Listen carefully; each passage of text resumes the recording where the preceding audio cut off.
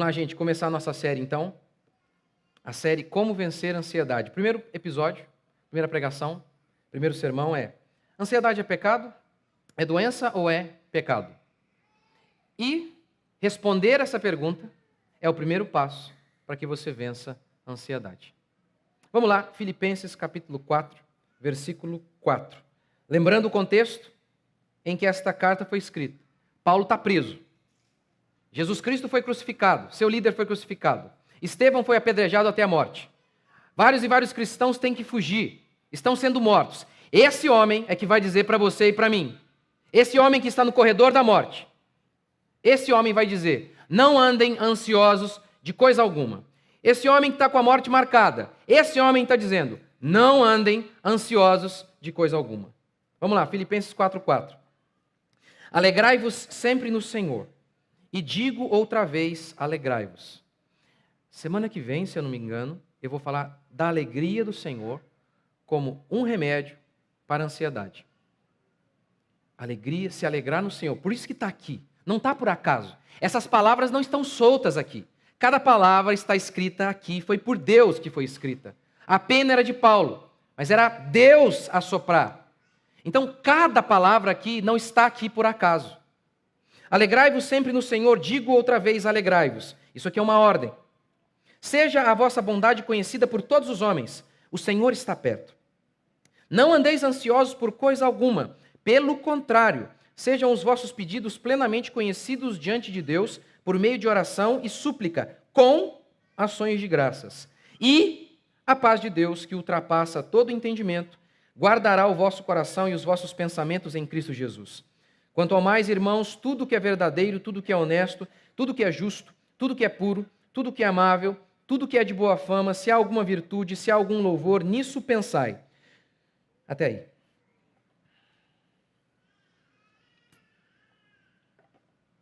E se o candidato ruim ganhar? E se o meu filho não se ajeitar na vida?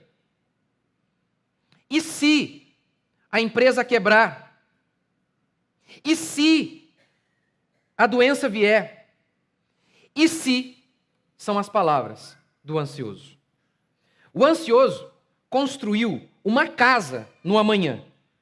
E nesse amanhã do ansioso só existe uma estação: a estação das chuvas. É apenas assim que o ansioso vislumbra o amanhã, de maneira negativa. Os homens hoje têm buscado em muitos lugares a cura. Menos em Cristo Jesus. Menos em Cristo Jesus. Parece que até os próprios pastores não creem que Cristo pode fazer isso aqui. Conceder uma paz que excede todo entendimento. Eles parecem que não creem que mesmo no corredor da morte, alguém pode terminar seus dias como Paulo terminou, de cabeça erguida, dizendo: combati o bom combate, guardei a fé, completei a carreira. Nunca o homem foi tão rico,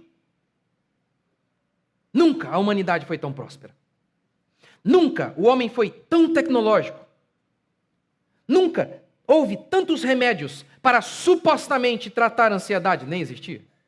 A psicologia, como ciência, passa a existir miraculosamente a partir do século XIX. Nunca houve doutores para tratar os problemas da alma. Mesmo assim, nunca o homem foi tão ansioso. Nunca. A revista Super Interessante traz a seguinte matéria: epidemia de ansiedade. E vai colocar o Brasil no topo da corrida, da competição dos mais ansiosos.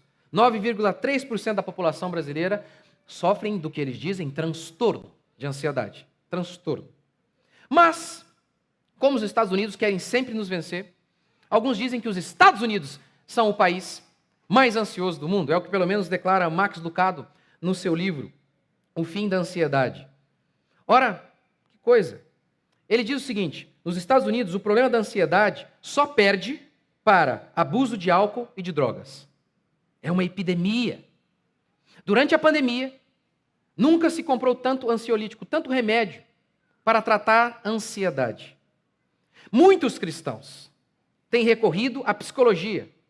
Muitos e muitos e muitos. John MacArthur vai dizer que os cristãos estão usando os conceitos da psicologia para tratar a ansiedade. Ora, pastor, não consultamos um médico para operar o nosso coração? Sim. Primeiro que psicologia não é ciência. Eles mentem e fingem e brincam que são cientistas, mas não são. Alguns chamam e dizem que eles estão fazendo alquimia. Primeiro, podemos sim operar coração com médico, porque Jesus não deu nenhuma orientação sobre artérias, mas ele falou especificamente sobre ansiedade. A Bíblia não é um livro científico, apesar de estar certa cientificamente. A Bíblia não é um livro sobre receita de bolo, porque alguns dizem isso, na Bíblia não se dá receita de bolo, e mesmo assim a gente aproveita de receita de bolo lá fora. É verdade? Só que o problema é que a Bíblia é um livro sobre o comportamento humano, e a psicologia trata do comportamento humano. Só há um jeito de recorrer à psicologia, negando a suficiência da Escritura. Porque a Escritura trata exatamente de ansiedade, de angústia, de problemas de comportamento em casa, de depressão. A Bíblia trata disso. John MacArthur cita no seu livro a história de uma moça que estava acima do peso. O nome dela era Glória. Ela procurou uma clínica de psicologia cristã. Não existe psicologia cristã. Não vou conseguir provar isso aqui, nesses dias. Não, acho que um pouco sim vou falar sobre isso. Ela foi para lá, uma clínica de psicologia cristã para tratar sua obesidade. John MacArthur resume assim a história dela. Ali foi o começo de um pesadelo. Uma revista relatou o caso da moça assim: anos após ter confiado em psicólogos cristãos para ajudá-la a emagrecer, ela pesa mais do que antes. As lembranças das infâncias de Glória tornaram-se distorcidas na visão de um inferno na terra. Parece muito amoroso chamar de doença. Vários e vários problemas que a Bíblia chama de pecado, de falta de fé, de falta de sabedoria. Parece muito amoroso. Mas na realidade é uma algema. É uma algema que esses homens estão colocando em você. Parece muito duro chamar de pecado. Sim, a verdade ela costuma ser bem dura, mas é a mesma que nos liberta. Portanto, escute-me em nome de Jesus. Escute-me. Talvez você é exatamente como a mulher hemorrágica descrita na Bíblia, que foi a vários e vários médicos, despendeu muito dinheiro, indo de mal a pior. De mal a pior. A gente aprendeu que há falsários na igreja. E se esqueceu que há falsários em todos os lugares. Há muitos falsos doutores que lucram com a nossa miséria, que lucram com o fato de que nunca estamos curados. Um paciente curado é um paciente a menos, é uma consulta a menos, é um remédio a menos. Eu quero mostrar para você que Cristo é suficiente. Que Cristo é suficiente. Há 20 anos eu acompanho pessoas dos mais variados lugares. Pessoas que foram escravizadas pelos pseudos doutores. Escravizadas. 15, 20 anos, sem nunca melhorar. Como esses dias eu vi a Sandy dizendo, eu faço terapia há não sei quantos anos e não vou parar. Que raio de medicina é essa que você nunca se cura? Hã? Que raio de negócio é esse? Vamos lá. A ansiedade é doença? Ou tem a ver com pecado? Para a psicologia é doença. Primeiro eu preciso lembrá-los de que, para a psicologia, pedofilia é doença. Eu preciso lembrá-los de que homossexualismo já foi doença. Não é mais. Por quê? Houve alguma comprovação científica? Não. Simplesmente um movimento político. Como muitos já disseram, a psicologia é simplesmente um movimento político. Thomas Szasz, psiquiatra, disse isso. Tem mais a ver com política do que com ciência. Um psiquiatra disse isso. Se eles dizem que pedofilia é doença, alcoolismo é doença. Para eles, alcoolismo é doença, não é vício. Se eles erraram em relação a essas classificações, será que eles não estão também errados em relação ao TOD? Transtorno positivo desafiador? Seu filho não consegue ouvir não? Diz eles, seu filho está doente. Será que não estão errados em relação à ansiedade e depressão? A psicologia, ela é essencialmente ateísta. Ou seja, a única coisa que existe é a matéria. Deus, que é espírito, não existe. Dessa forma, eles tentam dar um ar científico, tentando explicar sempre os nossos problemas com alguma causa física. A concepção bíblica é que o homem é alma residente num corpo. Deus sopra o espírito no homem. A matéria já estava pronta, é assim que Gênesis descreve. A matéria já estava pronta, Deus fez o homem do pó da terra, mas não havia vida nele ainda, porque Deus não havia soprado nele. Deus então sopra, aí há vida, aí há alma, espírito, consciência. A alma, o espírito e a consciência, que é essa coisa imaterial, é a sede das emoções, dos comportamentos do ser humano. Imaterial. Tratar com uma coisa física, algo imaterial, é o mais elevado dos absurdos. O mais elevado. Mas para eles, o homem é apenas uma matéria. Então, por exemplo, eles acreditam mesmo, sabia? Que a ansiedade, ela está em uma parte do seu corpo. Serotonina. Serotonina. Essa foi uma tese que também é associada com a depressão. Joseph Jacob saiu com essa tese, de que um desequilíbrio químico, e na época para ele era a falta de noradrenalina, um desequilíbrio químico seria a causa da depressão, ansiedade. Provou? Ele provou alguma coisa? Óbvio que não. Óbvio que não. Mas Theodore Dalrymple, médico, que escreveu o livro Evasivas Admiráveis, ele diz assim: ora, o que aconteceu para que, sem prova, essa teoria de depressão causada por desequilíbrio químico, por conta de uma questão física, o que aconteceu para que essa teoria, sem prova alguma, se tornasse tão aceita por quase todo mundo? Ele explica: indústria farmacêutica. Indústria farmacêutica. Empresas que produziam os remédios antidepressivos patrocinavam os testes. Se os testes fossem ruins, eles não publicavam. Ele escreveu o seguinte, faltou ali, William, antes. Assim, em teoria, provava-se que qualquer coisa poderia curar qualquer doença, contanto que alguns testes fossem feitos, pois um ou dois gerariam resultados positivos por puro acaso. Ele continua: pouco importava que esses remédios mal funcionassem, as vendas eram fenomenais. Que coisa, hein? Recentemente, em julho deste ano, cientistas britânicos quiseram entender: puxa, se depressão, ansiedade têm uma causa física, por que, durante a pandemia, o número de vendas de ansiolíticos e antidepressivos explodiu? Porque veja bem, o que aconteceu durante a pandemia? As pessoas ficaram com medo do amanhã. Tudo fechado. E se não tiver emprego? Então veja, não tinha uma causa física. O cara ficou ansioso por conta de uma questão física? Não, uma notícia. A notícia, tudo está fechado. Uma bactéria não entrou em você a partir da notícia. Então eles falaram: precisamos estudar isso. O que está acontecendo? E revelaram um estudo muito interessante. Recente agora. É interessante porque eu falava isso já há algum tempo. E aí, em julho, veio aí um estudo muito interessante. Depressão não é causada por baixo nível de serotonina, diz estudo. Não há evidências convincentes de que a depressão esteja associada a baixas concentrações ou atividade de serotonina. A popularidade da teoria do desequilíbrio químico da depressão coincidiu com um enorme aumento de uso de antidepressivo. Que coisa legal! Hã? Você sabe que já há muitos e muitos psiquiatras e psicólogos sérios que reconhecem que há uma pressão da indústria farmacêutica para tornar tudo doença. Por quê? Como declara o documentário Psiquiatria e Indústria da Morte, se há 30 doenças, há 30 maneiras de lucrar. Se há 300 doenças, há 300 maneiras de lucrar. Há 300 maneiras. Veja isso aqui. Isso aqui é uma propaganda de 1944. Sabe o que está escrito aí?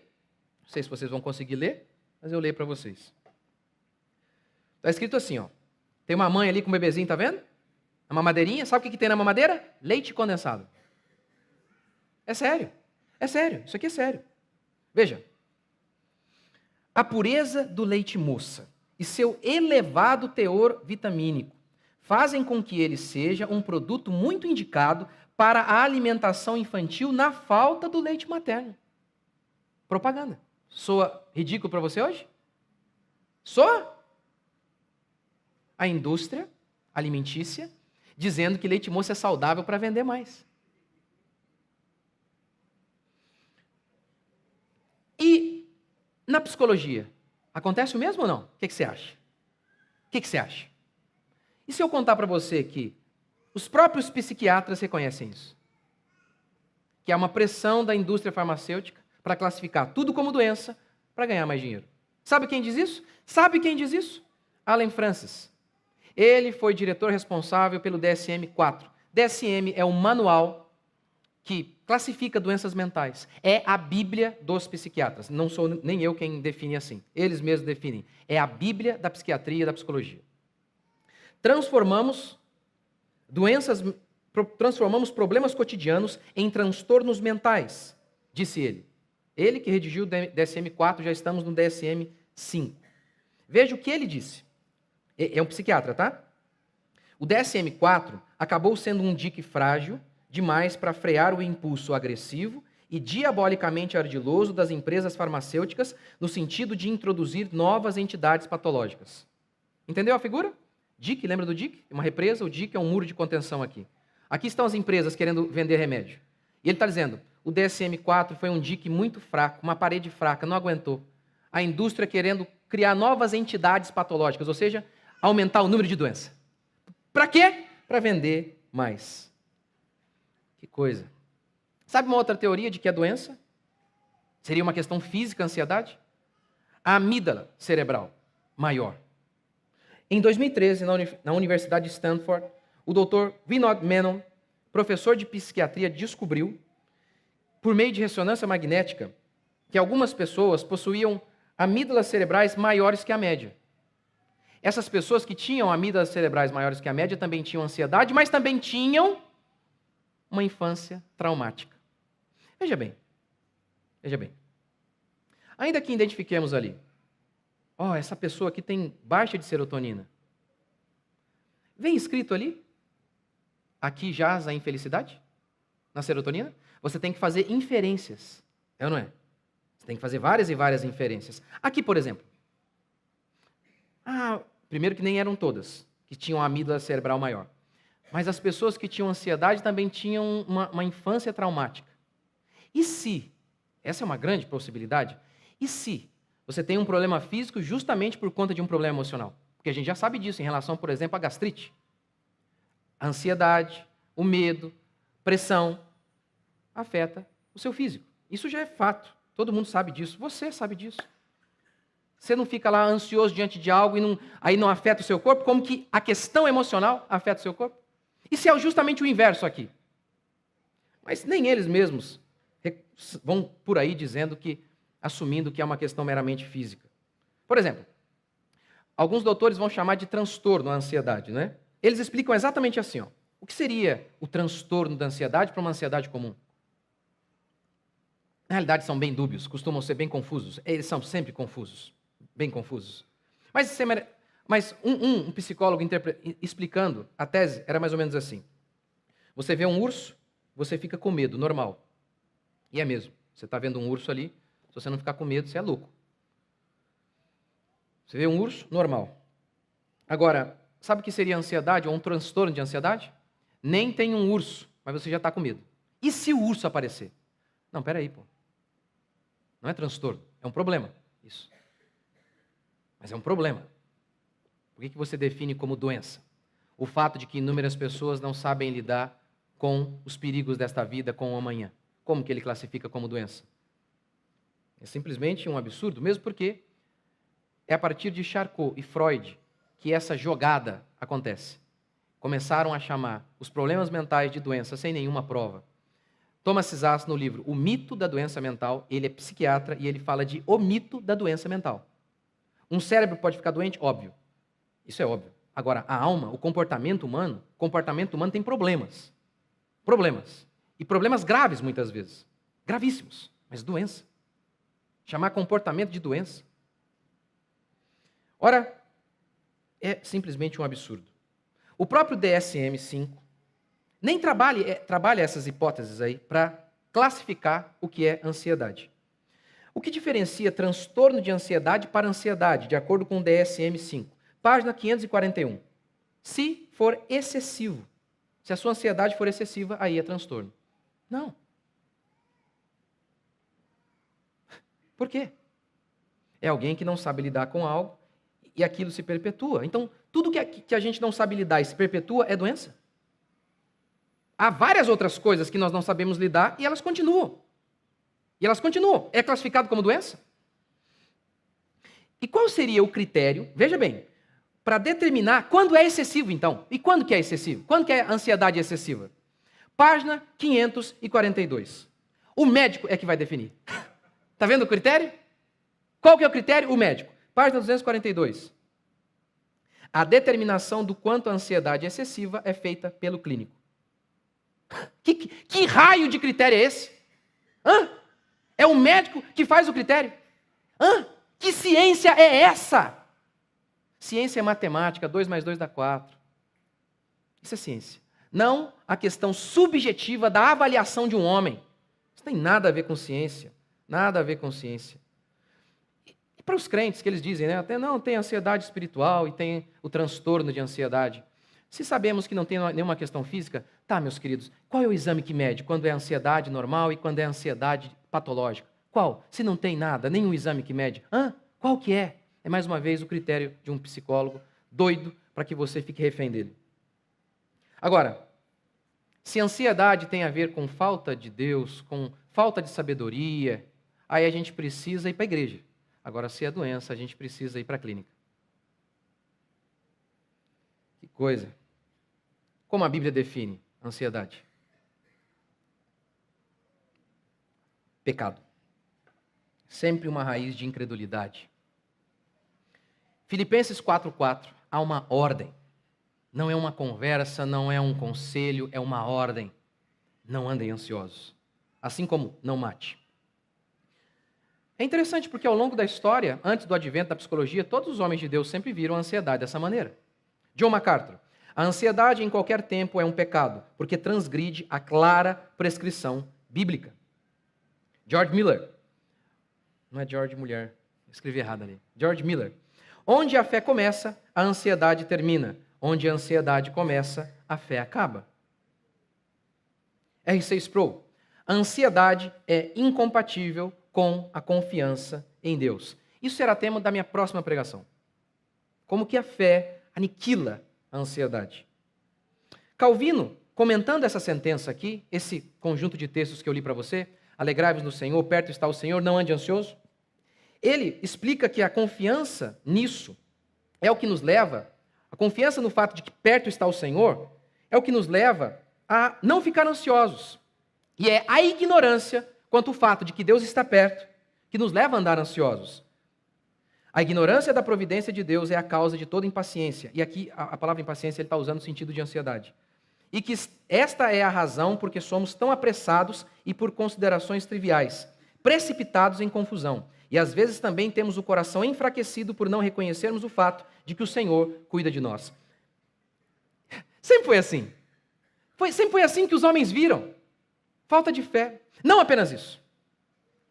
A ansiedade é o juízo de Deus. Quer ver alguns textos? Levítico.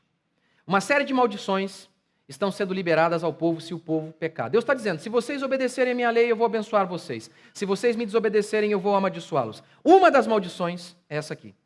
Quanto aos que de vós ficarem, porque os outros eu vou espalhar pelo mundo. Quantos aos que de vós ficarem, eu lhes meterei no coração tal ansiedade nas terras dos seus inimigos, que o ruído de uma folha movida os perseguirá. Caiu uma folha. Eles já ficaram com medo. Meu Deus, o inimigo está batendo a porta. O barulho de uma folha. Fugirão como quem foge da espada e cairão sem ninguém os perseguir. Não tem perseguição, não tem nada, é um medo da cabeça deles. Uma boa definição de ansiedade. E Deus está dizendo aqui, que Deus vai meter essa ansiedade no coração daqueles homens ímpios. Porque eles abandonaram o Senhor, Deus está dizendo, eu mesmo vou colocar ansiedade no coração de vocês.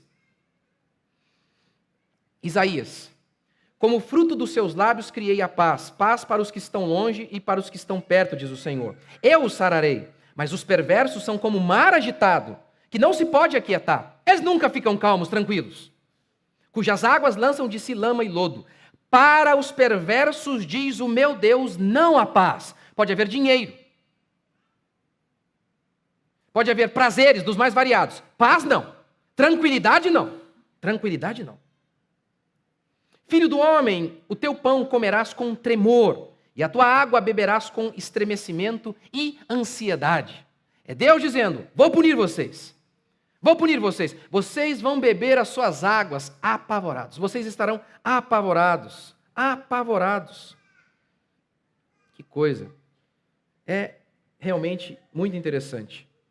Aqui agora, vou contar para vocês a história dos irmãos de José.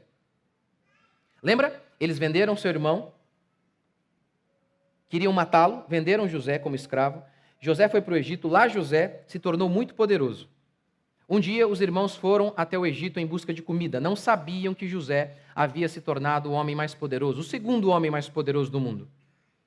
Diz o texto então, que quando José percebeu que eram seus irmãos, ele começou a testar seus irmãos. Dizer, olha, vocês vão embora porque eu não estou confiando em vocês não. Acho que vocês estão me enganando. Vocês estão me enganando. Por isso, deixem-o aqui. Se vocês não voltarem, vou matá-lo. Sabe o que eles disseram na hora? Na verdade, somos culpados no tocante ao nosso irmão, pois lhe vimos a angústia da alma, quando nos rogava, e não lhe acudimos. Por isso nos vem esta ansiedade. Que ansiedade? De saber se a gente vai voltar e não saber se a gente vai sobreviver ou não, se ele vai matar o nosso irmão ou não. Essa circunstância em que eles estavam ansiosos, sem saber. E se? Eles dizem, é culpa de nossos pecados. É culpa de nossos pecados. Você usa droga, aí você fica devendo, aí você fica com medo de não ter dinheiro para pagar. Ansiedade. Você adultera e você fica o tempo inteiro com medo de que alguém pegue você. Ansiedade. Você faz o que é errado. E por isso você fica o tempo todo com medo de que alguém descubra. Números 32, 23.